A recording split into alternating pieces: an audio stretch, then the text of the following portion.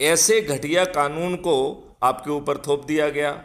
वही प्रशासनिक व्यवस्था, वही लाटसाबी व्यवस्था, वही पुलिस और न्यायिक व्यवस्था, और साथ में अभी जो नए 3 कानून बनाए, तो इन दुष्ट राजनेताओं ने उन कानूनों की आत्मा नहीं बदली। अभी भी आपकी स्थिति एक गुलाम जैसी ही है।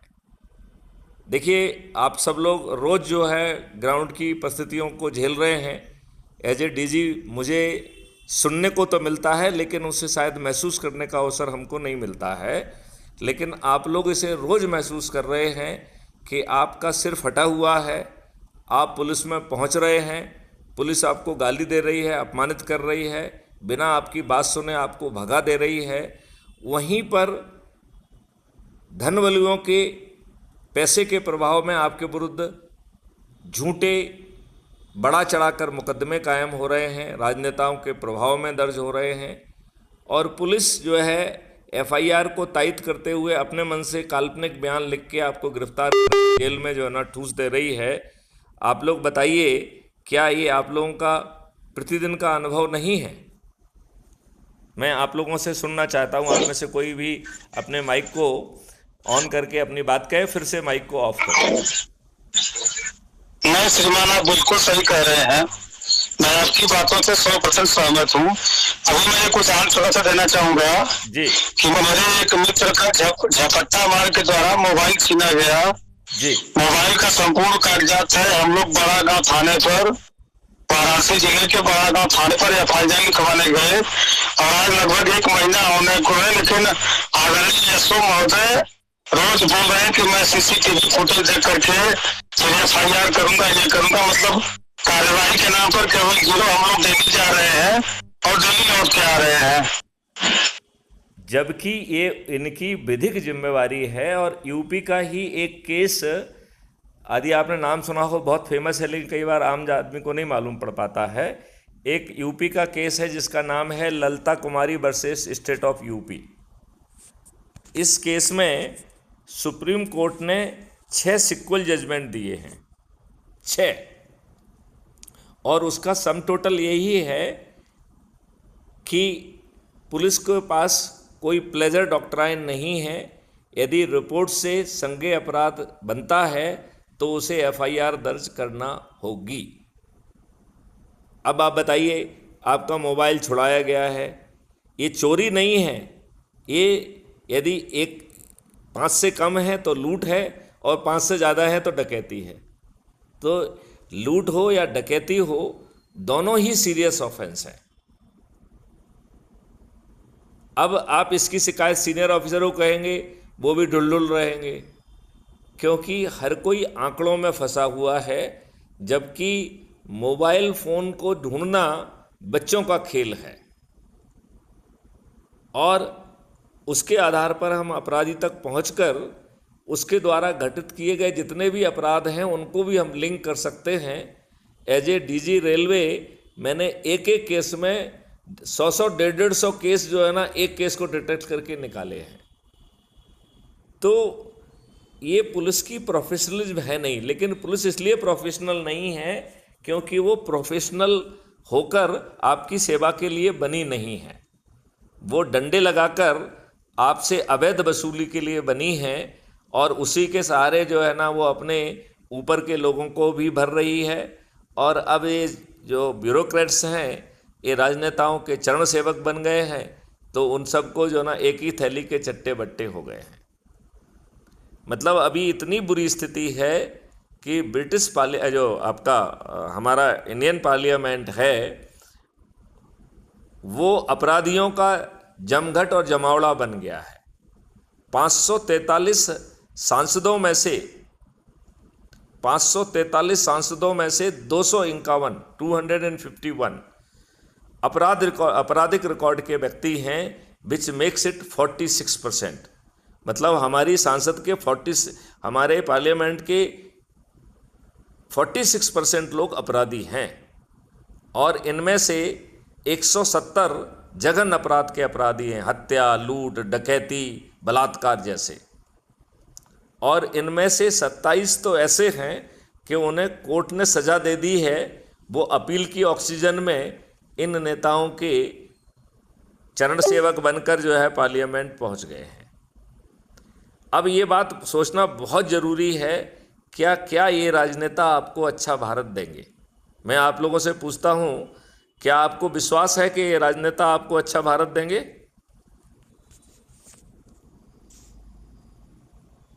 आप में से कोई अपना माइक। शिवम सिंह जवाब दीजिए, शिवम सिंह जवाब दीजिए। जी नहीं देंगे। यदि आपको ये अच्छा भारत नहीं देंगे तो आपको कोई विकल्प समझ में आ रहा है क्या? जैसे कि बड़े भैया जैसे किसको चुनना? सर मैं कुछ कहूँ? हाँ जरूर कहिए, मैं सुनना चाहता हूँ। जी भाई साहब, मैं दिल्ली से द्वारका से राम सानी हूँ जी। और मेरे हिसाब से जो हमारा लोकतंत्र है ना, हाँ। ये मूल रूप जो है भ्रष्टाचार की जननी है।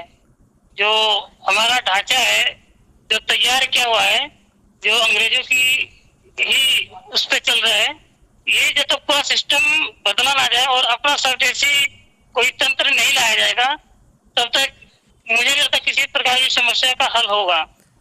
हमारे राष्ट्र, हमारी संस्कृति के अनुरूप हमारा स्ट्रक्चर तैयार होना चाहिए, हमारा तंत्र, जिससे राष्ट्र और यहाँ के नियम कानून दंड प्रदान जो भी है वो यहाँ के हिसाब से हो। हमें अंग्रेजों का जो रोल था उससे कुछ मिला हुआ और इधर कॉपी करके हम जो भी चला रहे हैं वो उसी हिसाब से चल रहा है। तो मुझे लगता है कि हमारा जो तंत्र होना चाहिए वो हमारे राष्ट्र और हमारे यहाँ के लोगों के विचारों पर आधारित होना चाहिए, यहाँ की संस्कृति, यहाँ के कल्चर, और यही के हिसाब से होना चाहिए, अपना होना चाहिए। जी धन्यवाद। आपने बहुत ही सुंदर बात कही है। मैं आपको 10-12 डॉक्यूमेंट शेयर करूंगा और आप सब लोगों से अनुरोध करूंगा कि जी कुछ गुप्ता जी 1 मिनट और समय। जी मैं 1 मिनट आपसे और समय लूंगा। जी विष्णु पांडे जी आप भी अपने विचार व्यक्त कर लें, तो फिर मैथिली भैया आपका जवाब देंगे। विष्णु पांडे जी, प्रतापगढ़। जी विष्णु जी बोलिए। विष्णु जी आवाज आ रही है? शिवम सिंह बदायूं, आप भी अपनी राह रख लें, फिर सभी लोगों को सम्मिलित जवाब दिया जाएगा। शिवम सिंह बदायूं।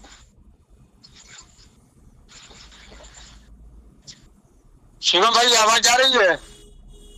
शिवम भाई नेटवर्क में नहीं है, नेटवर्क की समस्या है। जैसे अपने शिवम भाई आपने जो बताया, अपने तरफ चारों तरफ तो ऐसे ही लोग हैं, तो इनसे बचें या कैसे चुनाव करें? जैसे चुनाव भी आने वाला है तो उसके हिसाब से कौन से लोगों को चुना जाए जो सही कार्य करें हिंदू के लिए? मैं देख रहा हूं कि मैंने एक फीड आपको डाली है जिसका नाम है कि नरेंद्र जी ने गहन व आत्मिक चर्चा, अब संकल्प फलीभूत होगा।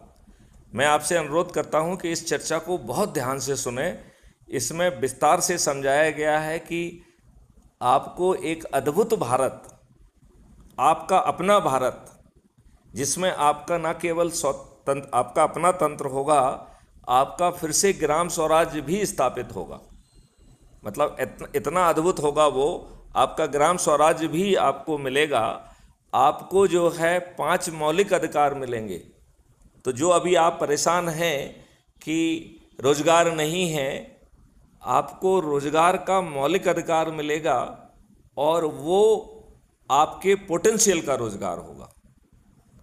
आज तक किसी ने आपका पोटेंशियल नापने की कोशिश नहीं की है।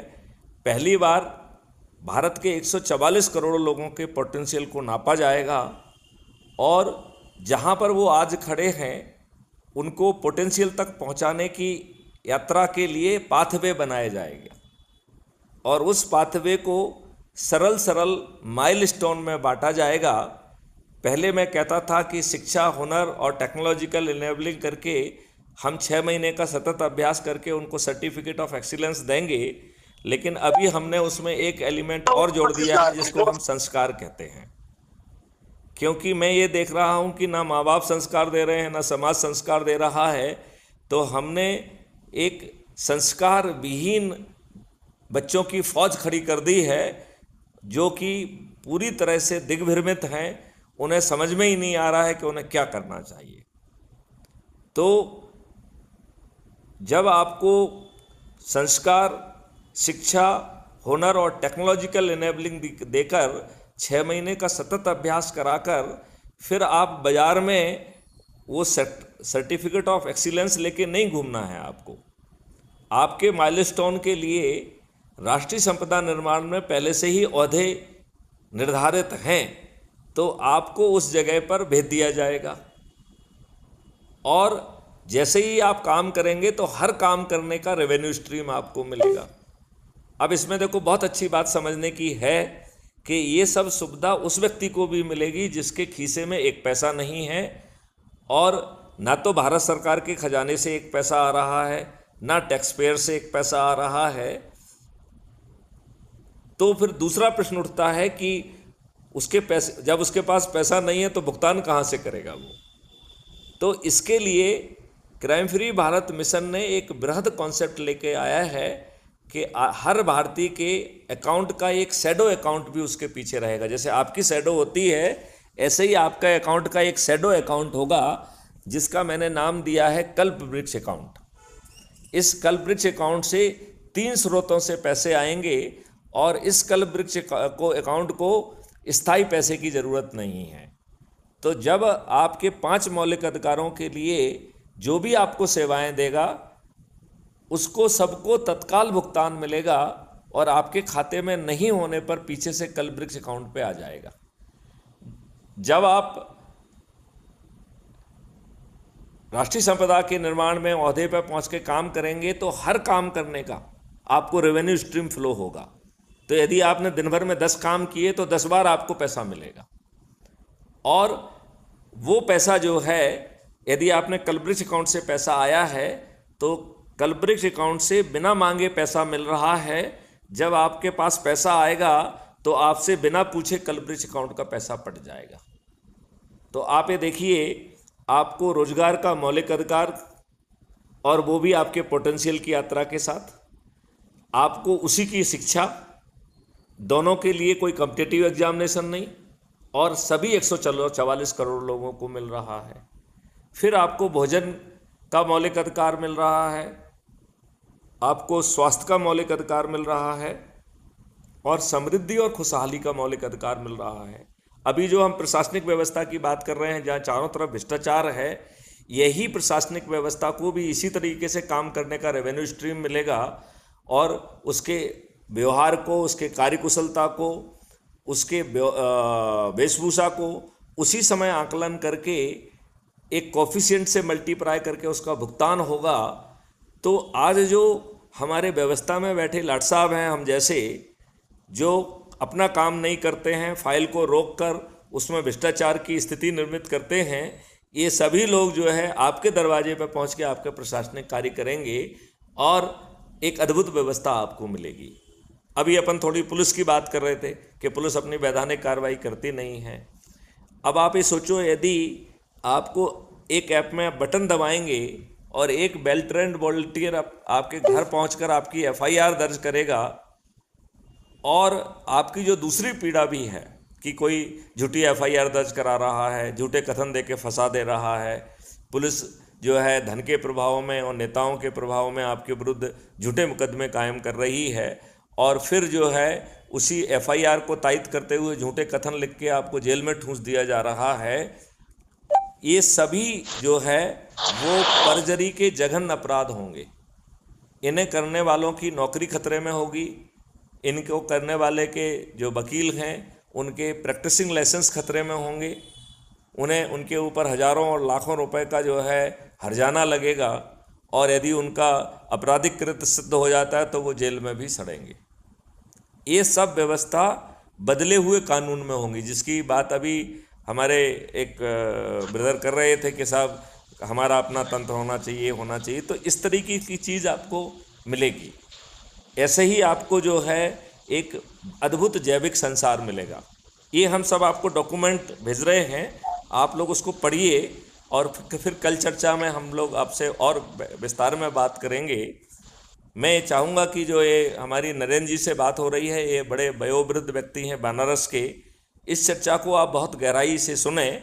उन्हें थोड़ा सा समय कम था, एक चर्चा उसमें रह गई है। वो चर्चा ये है कि यदि नरेंद्र जी पूरे देश में अधिक से अधिक लोगों को जोड़कर यदि शपथकृत प्रधानमंत्री भी होते हैं तो भी वो गड़बड़ी नहीं कर पाएंगे। जब कल हमारी उनसे चर्चा होगी तो मैं उसकी भी रिकॉर्डिंग आपको भेजूंगा, उसे आप सुनिएगा। तो देश का शपथकृत प्रधानमंत्री भी इस देश के साथ गड़बड़ी नहीं कर सकता है, धोखाधड़ी नहीं कर सकता है, अन्यथा वो भी जेल पहुंच जाएगा। ऐसी अद्भुत व्यवस्था आपको सिर्फ अच्छे भारत के संकल्प से मिल रही है। मैं यहाँ पे एक चीज़ ये कहना चाहता हूँ, आप जिस रूप में हैं वो मुझे स्वीकार हैं। मतलब यदि आप दुर्जन हैं तो स्वीकार हैं, दुष्ट हैं तो स्वीकार हैं, अपराधी हैं तो भी स्वीकार हैं। यदि आप किसी पार्टी के अंधभक्त हैं, आपको उनकी दरिया बिछाने में, कुर्सियाँ लगाने में, उनके सामियाने लगाने में, उनके नारे लगाने में आपको आनंद की अनुभूति होती है या लाभ का सौदा दिखता है, तो आप उसे उसी आनंद के साथ करते रहिए। मेरी पूर्ति सिर्फ एक चीज़ से हो जाती है कि हम अच्छे भारत का संकल्प लें, हर सप्ताह रविवार को उसे दोहराएं, उसका वीडियो बनाएं और मुझे मेरे पास भेज दें, जिसे मैं crime free Bharat YouTube channel पर, जिसमें हमारी नरेंद्र जी से बात हो रही है ना, उसमें 10,000 वीडियो हैं, तो उसमें हम उसे अपलोड भी करेंगे। ये इस प्रक्रिया से एक ऐसी ऊर्जा पैदा होने वाली है कि हम चंद दिनों में 100 करोड़ हो जाएंगे, और वो भी ऐप के माध्यम से। हम ऐप के माध्यम से इन एक सेकंड जो है 100 करोड़ लोगों तक अपना संदेश पहुंचा पाएंगे। एक ऐप जो है 6 तरीके की मेरिट लिस्ट बना रहा है, गांव की मेरिट लिस्ट। और ये मेरिट लिस्ट किस चीज़ की है? अपने लोगों को जोड़ने की मेरिट लिस्ट। तो आप अपने लोगों को जोड़कर यदि गांव में नंबर 1 आ जाते हैं तो आप ही गांव के सरपंच होंगे। यदि मोहल्ले में आप नंबर 1 आ जाते हैं तो आप ही पार्षद होंगे। यदि आप शहर में नंबर 1 आ जाते हैं तो आप ही मेयर होंगे। यदि आप जिले में नंबर 1 आ जाते हैं तो आप ही जिला पंचायत अध्यक्ष होंगे। यदि आप प्रांत में नंबर 1 आ जाते हैं तो आप प्रांत के मुख्यमंत्री बनेंगे। और नंबर 2 या 3 आने पर आप उप मुख्यमंत्री, 15 से 45 के बीच आने पर राज्य सरकार में मंत्री, और 70 से 402 के बीच में आने पर आप उस प्रांत के विधायक बनेंगे। अब राष्ट्रीय स्तर पर आते हैं। यदि राष्ट्रीय स्तर पर आप अधिक से अधिक लोगों को जोड़कर नंबर 1 पर आप आते हैं तो आप देश के प्रधानमंत्री की शपथ लेंगे। 2 और 3 में आने पर आप उप प्रधानमंत्री की शपथ लेंगे। 82 में आने पर आप केंद्रीय सरकार के मंत्री की शपथ लेंगे। और 543 में आने पर आप सांसद का शपथ लेंगे। तो आप कहेंगे साहब आप तो क्राइम फ्री भारत मिशन के अध्यक्ष हैं, आप फॉर्मर डीजीपी हैं, आप हमें टिकट कहाँ से देंगे? तो मैं आप लोगों को एक चीज़ ये भी बताना चाहता हूँ कि क्राइम फ्री भारत मिशन ने एक राजनीतिक पार्टी जिसका नाम है श्रेष्ठ आत्मनिर्भर भारत पार्टी, इसका गठन किया है। ये राजनीतिक पार्टी कोई राजनीतिक कार्य करने के लिए नहीं बनी है, इसका राष्ट्रीय अध्यक्ष मैं ही हूँ। ये सिर्फ जो ये चंद्रगुप्त बन रहे हैं, जो 6 मेरिट लिस्ट में अपना स्थान बनाएंगे, उनको टिकट देने के लिए बनी है। मुझे इस बात का भी एहसास है कि हम में से बहुत सारे लोग गरीब हैं। वो चुनाव के समय उन्हें जो पैसा मिलता है, मुर्गे मिलते हैं, साड़ी मिलते हैं, कईयों को वही एक बहुत बड़ा अट्रैक्शन होता है। तो मैथिली शरण गुप्त अपने गरीब साथियों को उस अट्रैक्शन से भी वंचित नहीं रख रहे हैं। हम ये कह रहे हैं जो राजनेता आपको दारू बांट रहे हैं, पैसे बांट रहे हैं, साड़ी बांट रहे हैं, मुर्गे बांट रहे हैं, ये अपने पिताजी का माल नहीं है, ये इनके भ्रष्टाचार का पैसा है, तो इन्हें भर भर के लूट लो। और इसके बाद जो है हम अपने ऐप के माध्यम से आपके चंद्रगुप्तों की सूची ऑलरेडी आपको मालूम भी है और डे टू डे प्रकाशित भी हो रही है, एंड आपका नाम भी उसमें होगा। तो उनके नाम का संकल्प लेना है। और उसमें ये भी रहेगा कि आपका जो चंद्रगुप्त है जिस मेरिट लिस्ट में है, ईवीएम मशीन में उसका किस सरल क्रमांक पे नाम है, चुनाव चिन्ह क्या है, और हमारे लोग जो 100 करोड़ लोग हैं वो प्रभात फेरी निकालेंगे, संकल्प यात्रा निकालेंगे और कहेंगे कि ये हमारा चंद्रगुप्त है, मैं इसे संकल्प के साथ विजयी बनाऊंगा।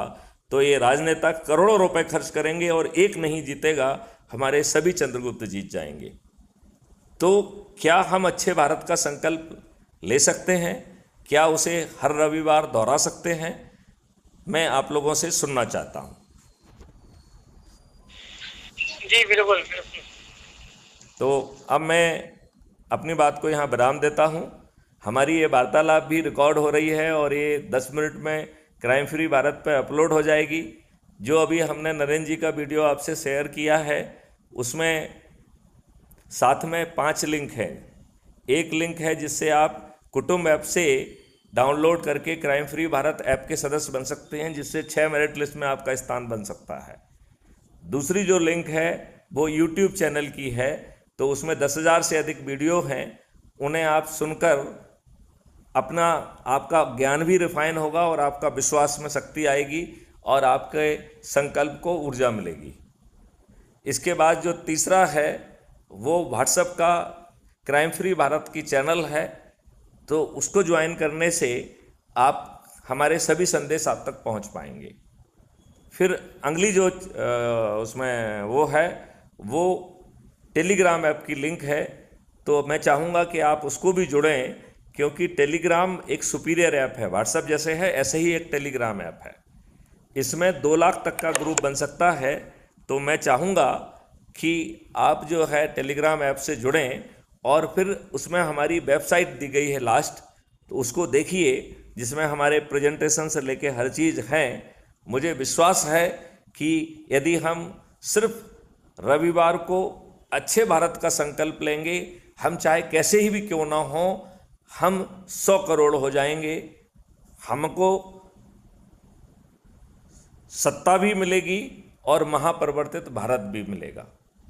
मैं आप लोग अपने साथियों से अनुरोध करूंगा कि उन दस्तावेजों को आप पढ़ लें। आप कहेंगे तो हम 1 सप्ताह बाद आपसे उन दस्तावेजों पर चर्चा करेंगे।